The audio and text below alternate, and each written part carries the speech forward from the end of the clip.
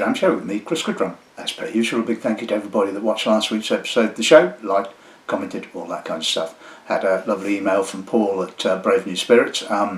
Enjoyed the show and shared it on social media, which is really cool. I believe Brave New Spirits are at the Glasgow Whisky Festival this weekend, so if you are going along, pop by their table, say hello to Paul, taste some great whiskey, and say you've watched the show, and that would be really cool.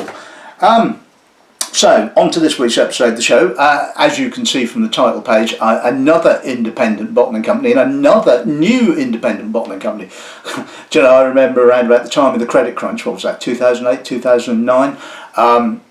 All the sort of like the doom mongers were saying, oh, this is the end of the independent sector and all that kind of stuff. And of course, they were completely wrong. And, you know, the independent sector really has gone from strength to strength. And there's a lot of new bottling companies that have appeared over the last few years, and it's really, really good to see them. As I've said on numerous occasions, it's not rocket science to set up an independent bottling company. All you really need, as I've said, is money and contacts.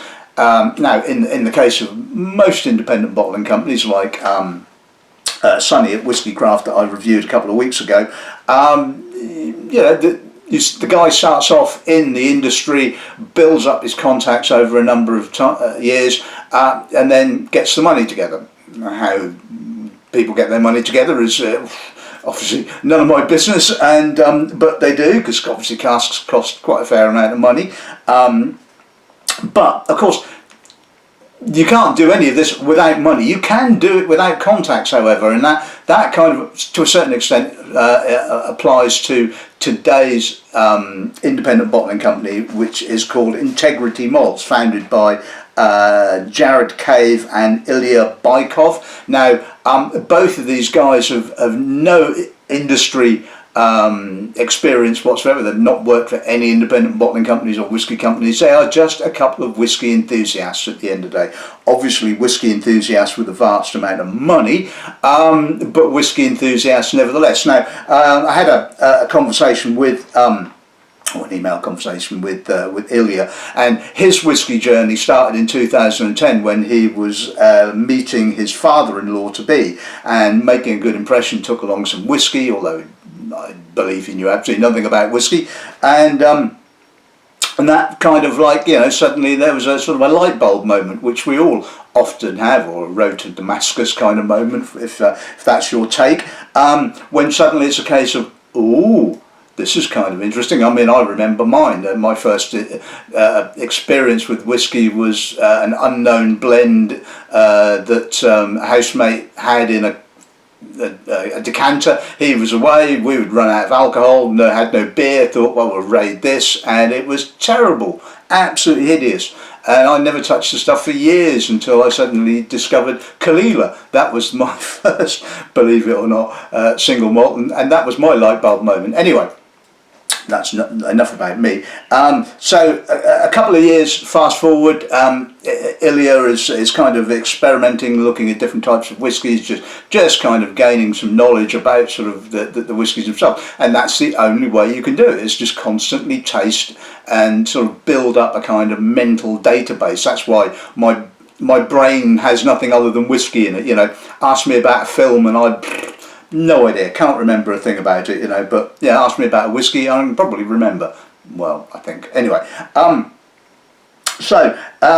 basically, Ilya met Jared while working at HSBC around about 2012, introduced by a colleague, said, well, you know, Jared here likes whiskey, he's got quite a collection, apparently, and it would appear that Jared's collection was not only bottles, but possibly casks at the same time. I don't honestly know, but this is where the Integrity Malts kind of started. They formed a Facebook group. They were talking about whiskey. They were saying a lot of it's rubbish, a lot of it's overpriced, there's some good stuff out there, you know, and probably if they were in Sweden they'd have been in a sauna, and they would have probably gone, you know what, we can do a good job of this, you know, we like whiskey, we know what we like, you know, we've got money, or Jared possibly had money, let's buy some casks. You know, I've got some casks, and this is, you know, I mean, you think about it. Moray David started this way. It was a group of individuals that came together that each owned casks. That was their initial bottling. Duncan Taylor, they were another collection. Forget the guy's name behind Duncan Taylor, but it was his collection of casks that he first bottled, and things moved on from there. And at the end of the day, like I said, it is not rocket science to start an independent bottling company. It's just money, casks, and then going through the whole sort of like, you know, bottling procedure and all that kind of stuff. Now, their initial release is quite sizable, so they obviously had quite a number of casks that they were sitting on. So it was 7, bit too many for one episode of the show, so I dropped out 2 of them because they were both the same. Well, they weren't both the same. They were both Royal Bracklers, but I just thought we'll keep it sort of like nice and compact and neat. So we've got 5, all at cask strength. So I'm not going to waffle for very much longer because I don't really have much more to say about the guys apart from I'm going to taste their whiskey, or well, I'm actually going to introduce the lineup first. Then I'm going to taste their whiskey and see whether they're bottling some good stuff or not. Right, okay, so they chose the name Integrity Malts. Now you can view this in one of 2 ways. You can view this in a positive light, in that, you know, they are disclosing everything, and this is how we like things these days. You know, they'll tell you the cask, the number of bottles, the ABV. It's all cask strength. It's not chill filtered. It's not coloured. All that kind of stuff. Or you can sort of be slightly cynical and go, Integrity Malts. What are they trying to say? You know. Personally, I'm going to take the former of that, and we're going to, at the end of the day, just look at the juice and see what the juice is like. So we're going to kick off with a Glen Moray. This is a 12-year-old Glen Moray, which I believe is being bottled at this present moment in time, in actual fact. So it's a single bourbon barrel, number 321, distilled in May of 2013 and being bottled, like I said, this month on the 15th, I think Ilya said. So bottled at, or I've got the ABVs, and I think these were all ABVs that were sort of the initial ABVs that were before bottling. So this is 56.6. It might change at the time of bottling. I honestly don't know. But anyway, we're going to kick off with a 12-year-old Glen Moray. Second bottling we're going to be looking at is a 22-year-old Highland Park. Yeah, bit of a jump, but kind of bear with me. This is, I'm hoping, a logical reason for why I've slotted this one in. So I don't know the cask number. I know it's a refill bourbon barrel. It's distilled in May of 2003 and was bottled in May of this year. 22 years old and 47.7%. Right, next bottling is a classic in my personal opinion. This is a Staoisha. As you well know, I have indeed bottled a Staoisha for Gauntleys, so I do enjoy it. It's a 5-year-old Staoisha, aged in a first fill Garrison Brothers 100 litre bourbon barrel, distilled in September of 2020, bottled in October of this year at the not inconsiderable ABV of 65.1%. But is full. It's probably going to take a lot of water, I can imagine. Anyway, that's a wonderful Staoisha. And next we're going to move on to 2 Ardmores, which are both finished. I'm guessing the same cask, but just finished in different casks. So this is a, I think it's the same. Yep, I'm pretty certain it is. So this is a 10-year-old Ardmore. This one spent most of its life in an ex-bourbon cask before 10 months finishing in first fill PX quarter cask. Distilled in June of 2015, re-racked into the quarter cask in September of 2024, bottled in October of this year at 55.9%. And the final bottling is the second part of that particular cask. So again, another 10-year-old Ardmore, this time Ex-Laphroaig quarter cask finish. That seems to be quite a popular thing to do these days with Ardmore, as finish it in a Laphroaig cask. So this was distilled at the same time, racked into the Laphroaig quarter cask in September of 2024, bottled in July of this year, and it is 55.9%.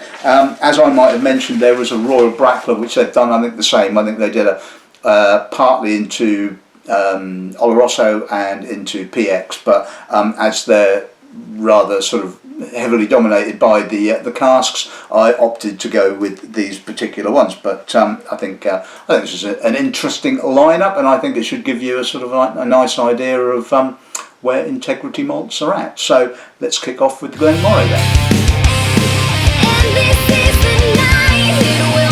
Right, okay, so let's see what Glen Moray gives us then, shall we?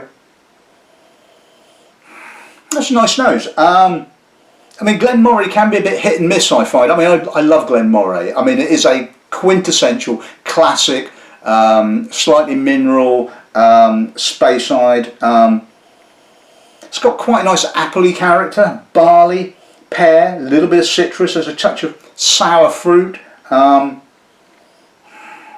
It's got quite an alcohol prickle, even though it's only it says 56%.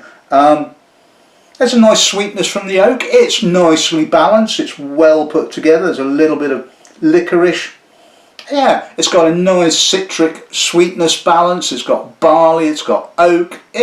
What's not to like? I mean, when Glen Moray is at its best, you know, it is an absolutely lovely malt. It has to be said. And this is a lovely cask. Let's see what the pack's like.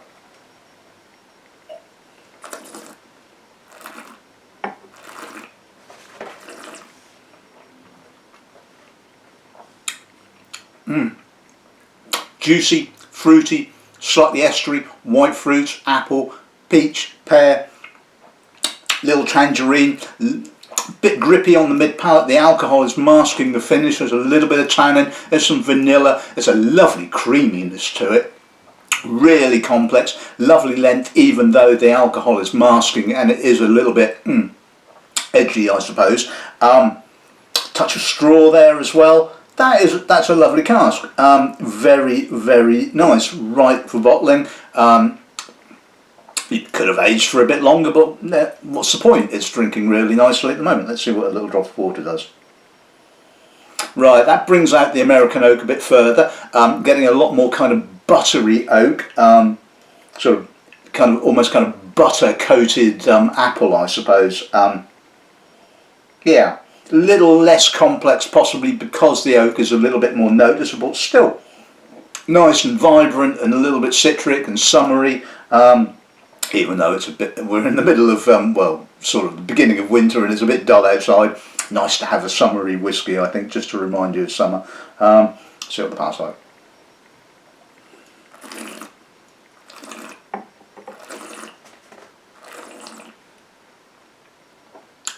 Like the nose, it's brought out some more of the oak. It's got a lovely rounded mouthfeel, very juicy, lots of vanilla, barley, white fruit, not quite so estery, not quite so exuberant, a little bit more restrained, I suppose, but still wonderfully summery, lovely balance, lovely whiskey. Right, okay, so let's move on to the Highland Park. Let's see what the nose gives us on this. That's a lovely nose. This kind of harks back to sort of Highland Parks that I remember when I first started in the industry. Not fainty, hard and bloody like it is now, but wonderfully evocative and summery, summer meadows, white fruit, toffee, vanilla. It's got that slight sawdusty aged oak character. No real peat. There's maybe a little bit there, a whiff. And that's the wonderful thing with Old Highland Park. It has this lovely delicacy and it's an elegance to it. So a little bit on the tropical side. There's a little bit of melon. Actually, it's becoming quite tropical. The longer you leave it in the glass, that sort of melon and sort of pineapple. Oh, I mean, this is gorgeous. And I can't remember what it's retailing for, but it's not... it's not earth-shattering, if memory serves me correct. I must admit I didn't make a note of what these would have to retail for, but I remember thinking, that's actually not a bad price for a 22-year-old Highland Park. Oh, that's a lovely nose. That really is absolutely gorgeous. Let's see what that's like.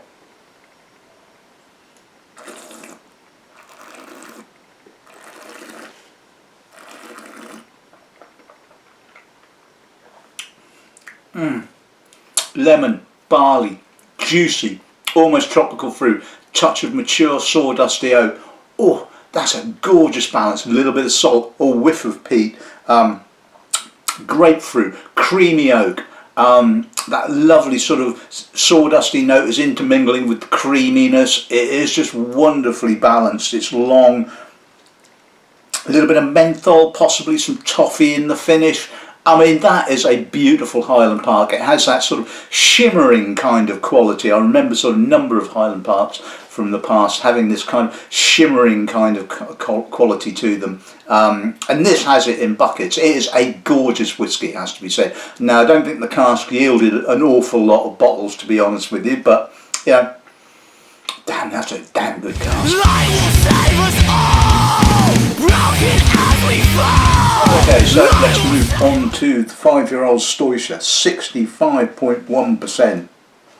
Ooh, yeah, I think I'm buckled down. I think I've got my seatbelt on. Let's go.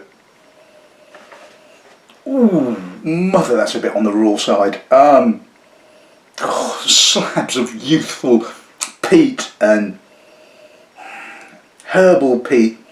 Green pepper, loads of green pepper. I always seem to get green pepper with Staoisha. I don't know what it is. Lemon, lime, bog myrtle, vanilla, earthy peat.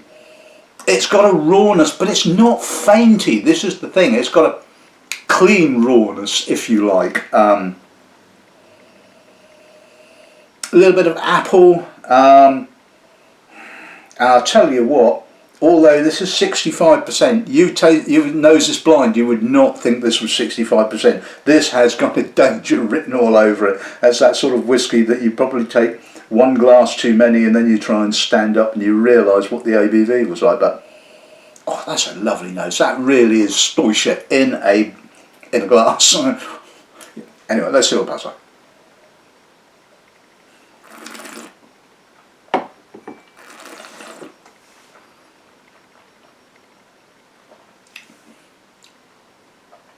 Oh, you can taste the alcohol. You're in no doubt that that's high. That's really much. That's intense. It's almost taken my voice away. So again, lots and lots of green pepper, capsicum, earthy peat, herbal peat, medicinal peat. A little bit of a faintiness there, which is not a surprise, but it's not sort of, you know, it kind of all works in. There's certain whiskies, certain things, and primarily peated malts, that kind of work when they're young because that rawness, that youthfulness, and kind of underpins the intensity of the peat, I suppose. And you, to a certain extent, forgive the sort of slight faintiness because you just go, oh my God, that's a hit. Masked, obviously, not a surprise, no real finish. I mean, that alcohol has just gone whoop, and it's clamped down on it, and it has just got no real finish at all. But it's got a lovely sensation. The peat kind of sort of lingers. It's kind of almost kind of stuck to the tongue, I suppose, to a certain extent. Let's put a little drop, or probably more than just a little drop, but I haven't got a huge amount left in the glass now. But let's put a little drop of water with it, and okay, that's kind of calmed things down a little bit. Still quite a lot of green pepper, still quite Staoisha. A little bit more American oak now, a little bit more creaminess. It's a little bit more civilised, shall we say. That's what the buzz like now.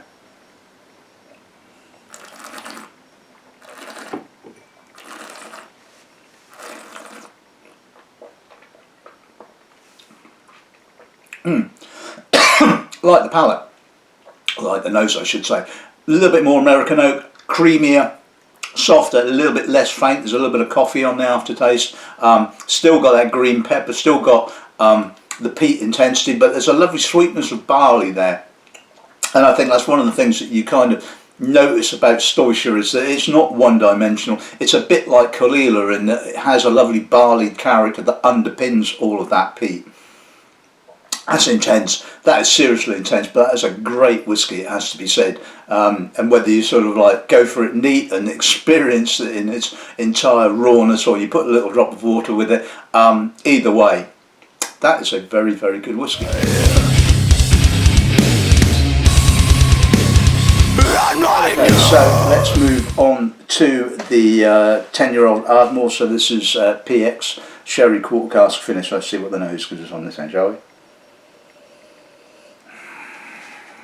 Classic PX Sherry nose. Lots of treacle, lots of treacly sort of dried fruit, raisinated fruit, a little bit of manure-y peat.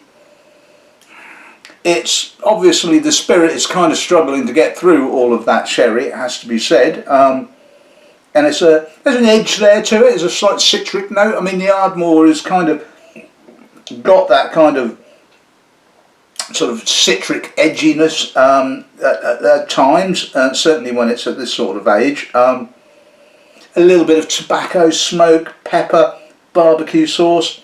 It's pleasant. I mean, it is heavily influenced by the PX, which is not a surprise. Anyway, let's see what it tastes like.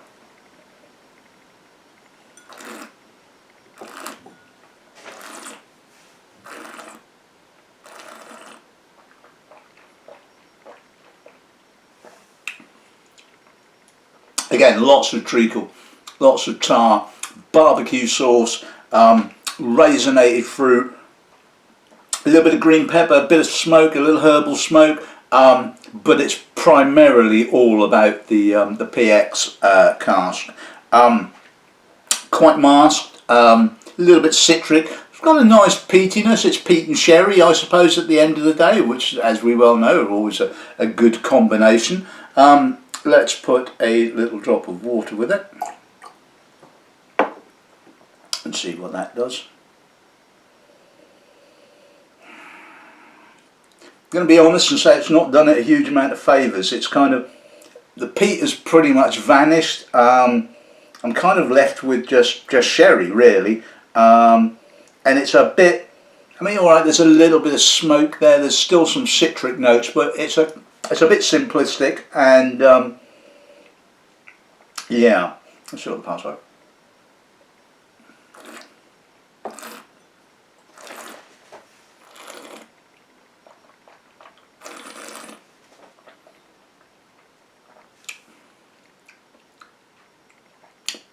Yeah, it's a bit kind of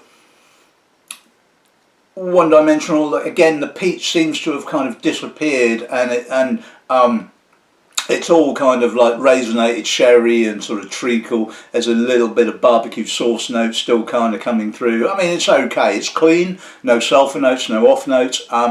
But yeah, it's the sort of thing that doesn't, as you well know, float my boat. But you know, quality-wise, you can't argue with that. I'm watching your dreams die. Okay, so on to the final whisky of the afternoon. This is the Ardmore finished in Ex-Laphroaig quarter cask. Let's see what the nose gives us on this one, shall we? Quite a boisterous, manure-y, farmyardy, herbal peat nose, barley, iodine. It's kind of like, you know, peat on steroids. It's like, you know, Ardmore. And this is the thing I love about sort of, you know, playing around with Ardmore and Laphroaig casks, is that you get the slightly drier Ardmore peat, but you also get the sort of medicinal Islay Laphroaig character coming through as well. In actual fact, it's got probably, it seems to, the Laphroaig character coming through a little bit more than the Ardmore, it has to be said, and it is starting to become slightly more dominant. But if you like your peated malts, and I like my peated malts, this is interesting. You have to kind of keep swirling it to kind of keep the balance. It's kind of like, you know, but by aerating it, it does seem to sort of keep the sort of like the balance better, and you get more of the Ardmore and not so much of the Laphroaig. But let it sit, and Laphroaig becomes more dominant. I like it. It's a nice nose. It's fun. Let's see what the pal's like.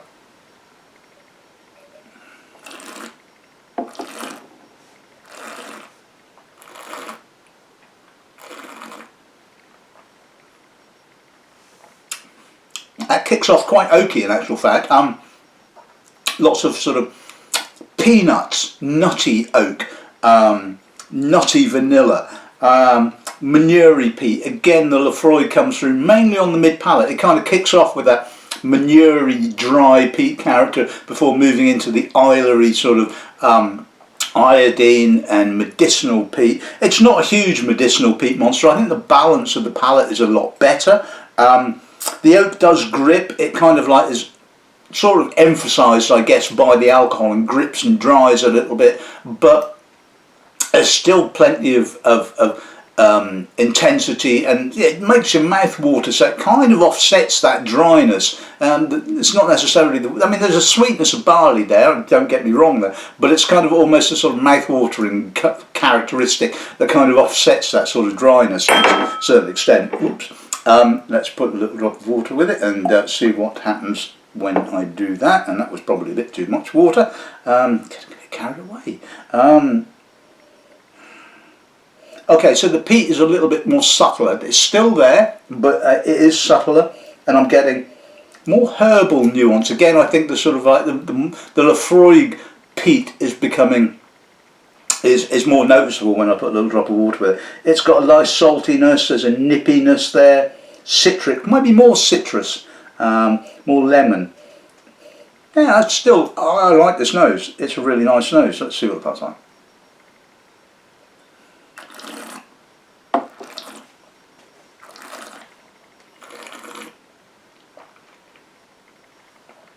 More sweet barley, almost some honeyed notes kind of coming out now. Less peat, less of the sort of the Ardmore peat, less Laphroaig peat. Not as manure-y, not as medicinal, maybe not quite so much fun, but it's got a nice sweetness to it, and it's nicely balanced. It's got a bit of citrus, maybe, and like I said, a bit more oak. And overall, yeah, I like that.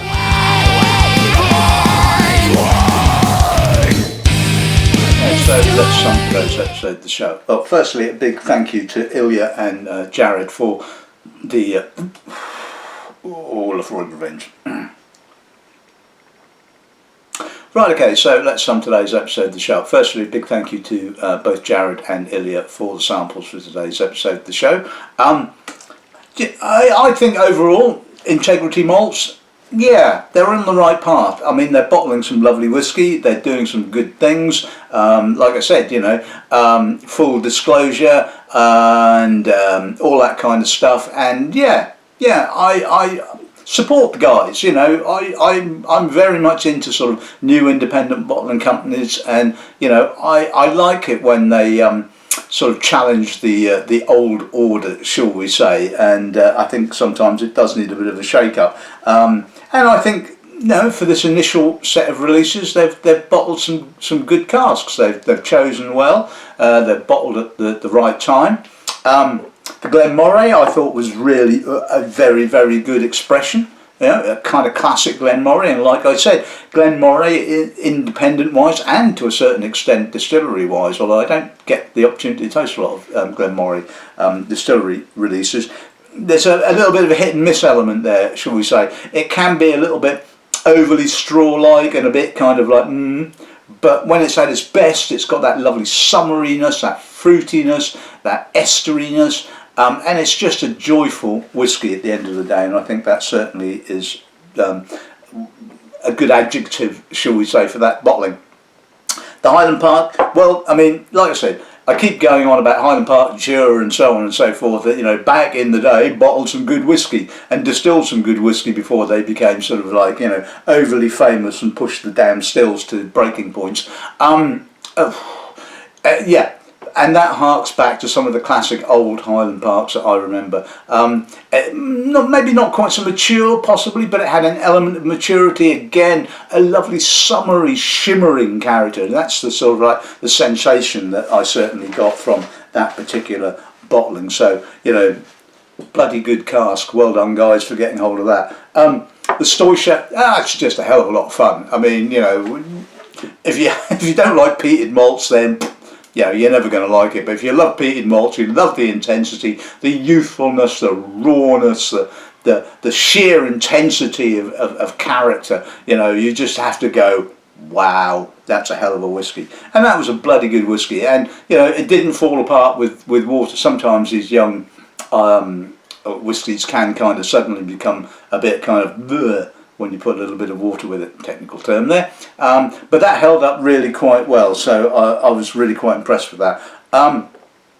At the PX finish Ardmore, yeah, okay, if you like peat and sherry, then fine, you're going to enjoy that. I didn't think sort of putting a little drop of water with it did any favours to it whatsoever. It kind of made it a bit one-dimensional, and this is always a bit of a kind of thing when you start playing around with sherry casks. And personally, I wouldn't bother. It's, you know, me and sherry casks, I would just leave them well and truly alone. But, you know, there's a lot of you guys that love them. I still have no idea why, but there you go. And if you like peat and sherry, then, you know, then that's a bit of a no-brainer. The Ardmore finished in Ximinez quarter casks, for me, ticked a lot more boxes. I loved the sort of the balance, and that's always the thing with whiskey. So sometimes the sherry casks just skew the balance into the sherry end of the spectrum, and you just sort of go, well, yeah, that's not really interesting. But that Ximinez finished Ardmore, I thought was really good, and it seems to be, like I said, a bit of a thing at the moment. There are a number of independent bottling companies that are bringing out so Ardmore's finished in Ex-Laphroaig. You know, you're getting double your peat, and it works. That's why they're doing it. You get the dryness of the Ardmore kind of peat, but you also get the kind of like the Isla peat notes as well. Getting the balance, I guess, is probably a little bit tricky, and on the nose, you had to keep aerating it to keep the balance. Otherwise, it was kind of falling into the Isla end of the spectrum.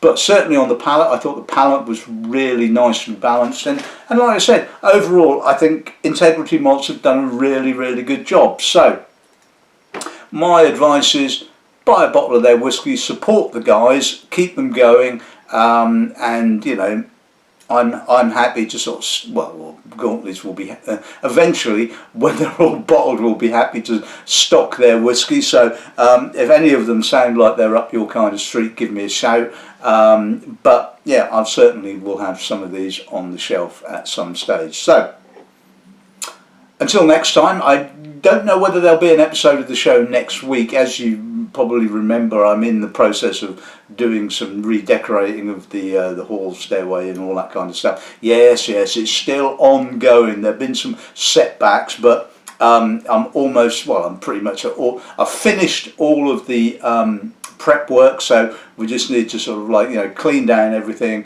and then we can start painting it. And I may well devote next weekend to getting a couple of coats of white emulsion on the walls. So there might not be an episode next week, but you know, if there is, I've got a bloody good one lined up, and it's another independent bottling company, but there's a well-established independent bottling company that I've not dealt with in quite some number of years. But anyway, back to Integrity Malts.